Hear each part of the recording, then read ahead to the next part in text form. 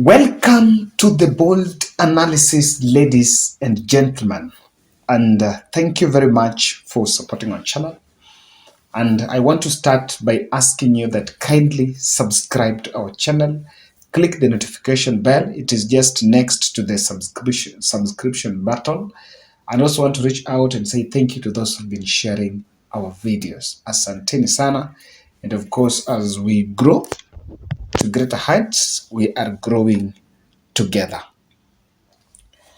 Unless Raila Odinga, Martha Karua, and Azimio win intervenes now, the law will provide a very good avenue for President William Ruto to install a proxy commission ahead of 2027.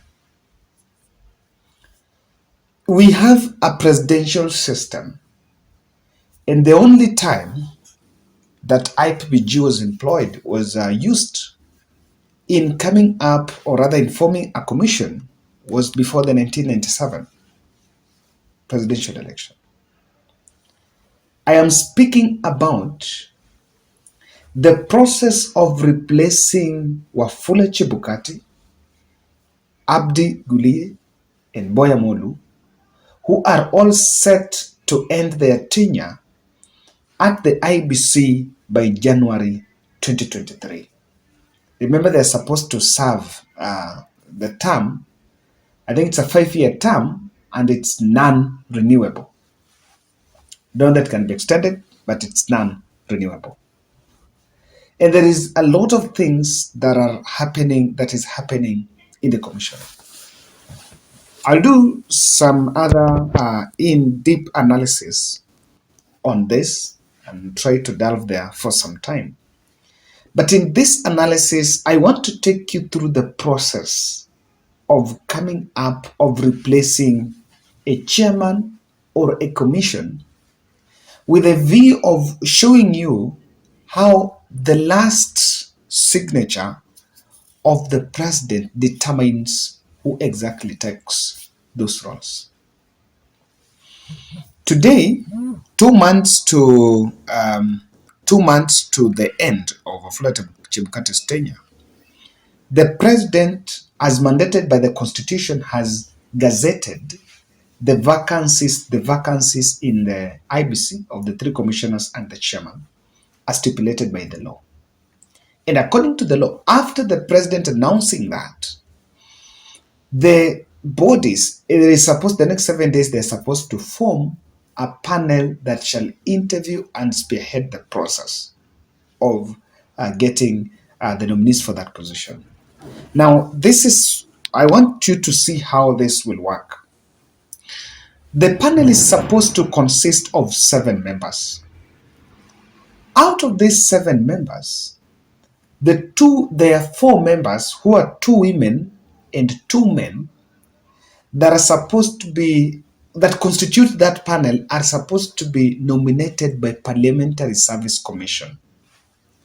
Parliamentary Service Commission that is headed by the Speaker of the National Assembly. What we are simply saying here is this: because William Ruto is very grounded in the Parliamentary Service Commission, because the Speaker, Moses Wetangula, is actually from Kenya Kwanza. On that ground, there is no denial that the 4 names that might be fronted there will already be people that already he can influence who gets to that panel, even at the Parliamentary Service Commission.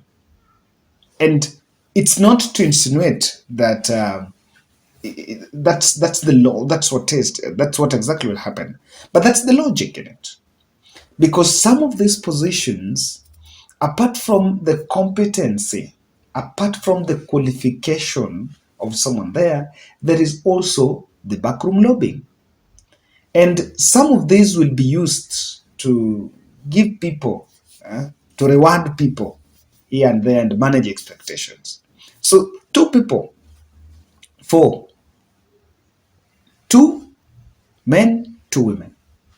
The panel is supposed to constitute 7 members. After that, the Law Society of Kenya is also supposed to appoint 1 person. That can be neutral a bit, may not be politically aligned, because I think even I've seen the president of LSK has tried to be a neutral arbitrator during this electioneering period. After that, the Interdenominational Council is also supposed to nominate 2 people. So 4 are from PSC, headed by Moses Wetangula.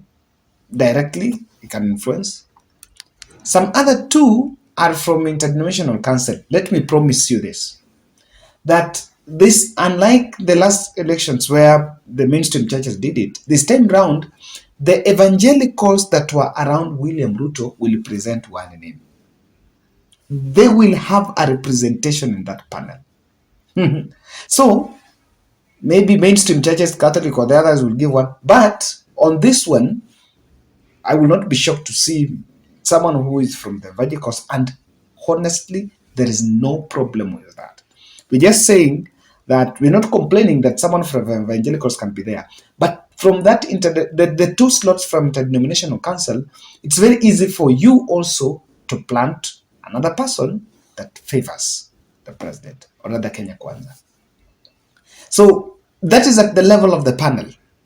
Let's move after the 7 members team, and we also need, according to the constitution, the president made that gazette notice today, the 22nd. Within the next 7 days, the governing bodies, the PSC, Interdenominational Council, and LSK, are supposed to forward the names to the president, the names of the people to be appointed. Then after that, they're supposed to forward to the PSC, Parliamentary Service Commission. Then the speaker or the clerk of the National Assembly, I think, will send the names to the president. Then president will form that panel. After that panel is formed, it will have 2 to 3 months, at least 60 days, to conduct interviews through the process, receiving the nomination papers and conducting those interviews, then forward names to the president. Now, look at how everything is getting back to the president, back and forth to the president. So you'll nominate, maybe come up with the list and come up with 2 or 3 people, take back, submit to the president. Then the president will select then the names to the National Assembly. From there, a report will be tabled, discussed in the National Assembly, then being vetted again with the respective committees. And remember, in the National Assembly, who has the majority? Still, the President William Ruto commands numbers there. President commands numbers there. So when it goes back there, it might still not, it lacks the benefit of neutrality. That's it. Let me give you a good one. In 2015, I covered IBC Must Go. I remember the Firimbi operation, where Raila was pushing for removal of Isaac Hassan, who was the chairman of IBC by then. And during that, Raila was insisting on IPPG.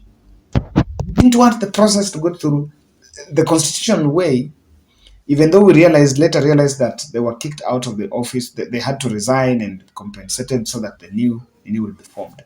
But then, on this one, that is what is in the law. By the way, these are not things I'm just creating, just fabricating. This is what is in the law. And someone might ask, because it is in the law and it is here, how do you think, are we going to amend the law? Of course, this is the moment for those who push for electoral reforms to make their voices louder and to speak more about this and try to create spheres of influence. Because the truth here is, commission is a very integral body as far as we speak about democracy. I want to agree with now my good friend Ruben Kigame that in an election process, the more there is human involvement, the more the integrity of the election is getting eroded. So at this level, we are actually employing that human involvement. So this is a very special body that we must pay attention to. And this is equally important because if this process remains unchecked and the vigilance it remains unkept, we may land in real troubles and recurrent troubles as what we've had from 2017, 2022, and now going to 2027. These problems are synonymous, are things we see. As we talk now, when the two commissioners and the chairman will leave, we're going to have four commissioners. Four commissioners that were brought into office during Uhuru Kenyatta's reign. Now, what would you think will probably play out? Are they going, when they come and they've been appointed by the president, and of course political interest is there, are we going to end up with another divided commission? Are we going to contend with another divided commission? It's a possibility.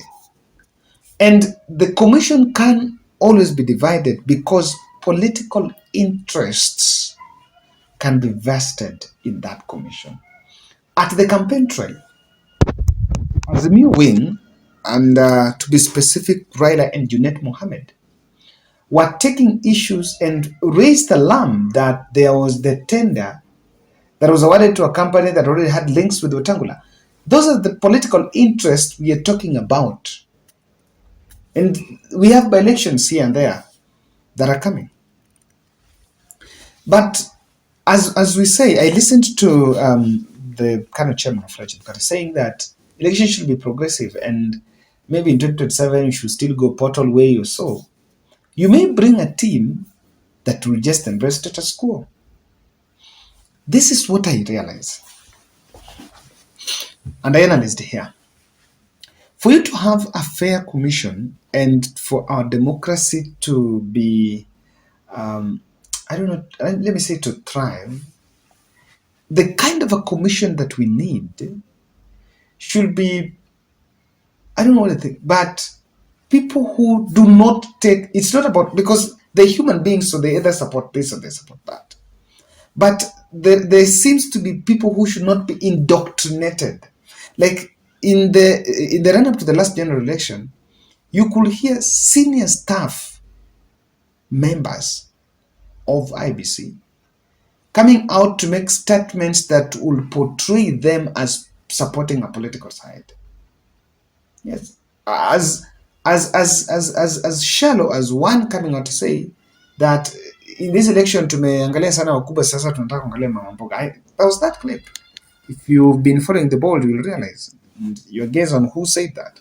That was said by Banjana Hussein in one of the interviews with the journalists. So we need to get a team that really understands and really conforms with the fact that we are on a transition period and we are actually having a growing democracy.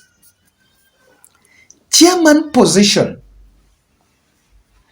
the leadership of the commission, that chairman position will actually be used to solve a regional politics.